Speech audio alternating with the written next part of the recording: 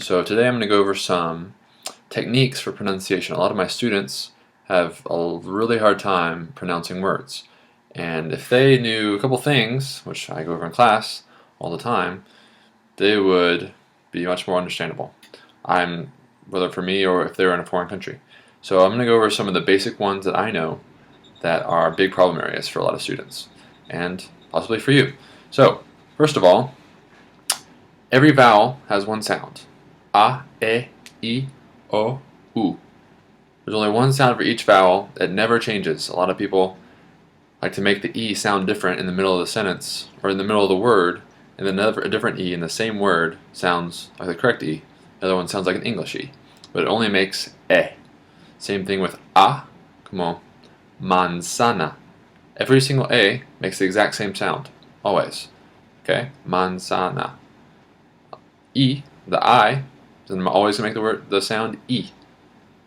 O and U, O and U, same deal. Always the same. Never changes. Okay? It's a great thing about Spanish. If you know how everything sounds, you can read anything in Spanish. It's great. So, next thing, I'm going to go over the D. Okay? A lot of people don't realize the D has two different sounds in Spanish. Okay? There's a hard D, there's a soft D. The hard D sounds like the English D, duh. Okay?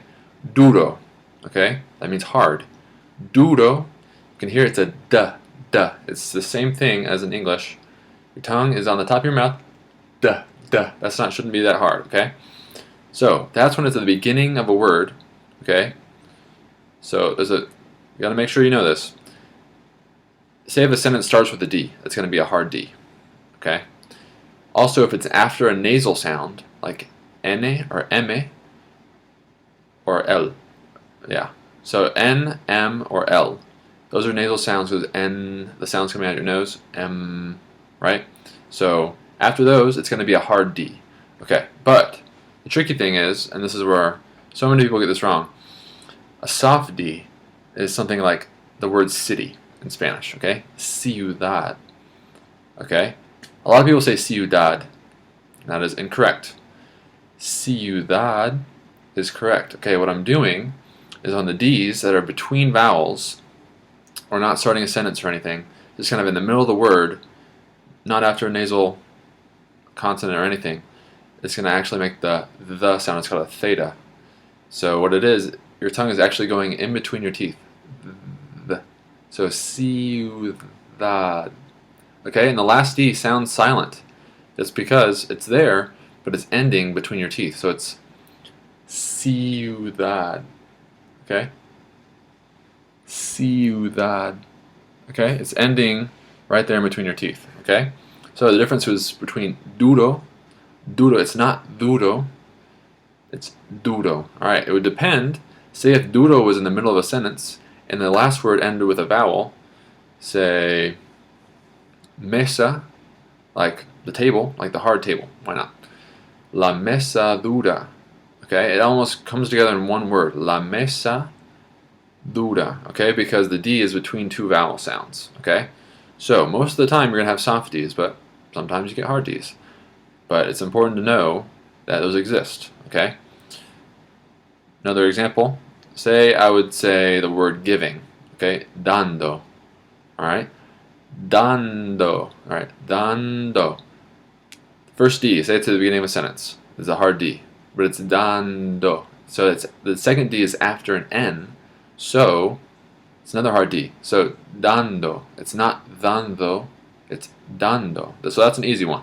Okay, but you have to realize it's not dando. It doesn't make sense with your mouth. It doesn't flow nicely. That's what Spanish is all about, flow. So the last one that uses the exact opposite is the word around. Okay? Alrededor means around. Those are a bunch of really soft D's, right? So, alrededor. Okay? Alrededor. So that kind of sounds weird, and it's not alrededor. That is totally wrong. I just want to punch someone. Okay? Alrededor. That's what it is. Okay? So you have to notice you have a soft D, hard D. Next one I want to go over is the R.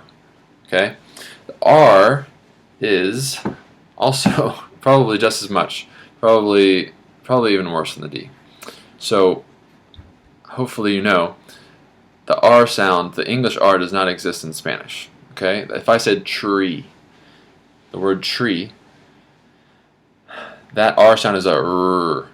The does not exist in Spanish. What it is like a little touch of your tongue right behind your teeth. So let's say I wanted to say the word zero or cero. Okay? C-E-R-O. That R is not going to be cero, it is cero. Do, do, do, do. It's almost like a D sound. If you were going to say the word kitty, kitty, kitty, kitty, kitty, kitty, where your tongue is touching right there, that's exactly the sound of what the R makes. Okay? So cero, cero, cero, cero, cero, cero, 0, 0, 0, right? Another word could be the word for pear, the fruit. Okay? It is pera, pera. Okay? So I'm not going over the double R's. I'm just going over the regular R's. I'm telling you, it's just one touch with your tongue, right behind your teeth. Da da da da da da da. Pera, cero. Okay? You have to know that. If you go overseas and you start talking like that, they're not going to understand you. It's just boom. They're not going to. Okay? So, a couple of quick tips. When you're talking, if you kind of stretch out your mouth this way a little bit, it will help your pronunciation. Whereas English is really closed like this, Spanish is more open sounds. Okay, lots of more focused on vowel sounds and not consonants. Okay, so hopefully you enjoyed the video. I'll post some more on other Spanish techniques for pronunciation.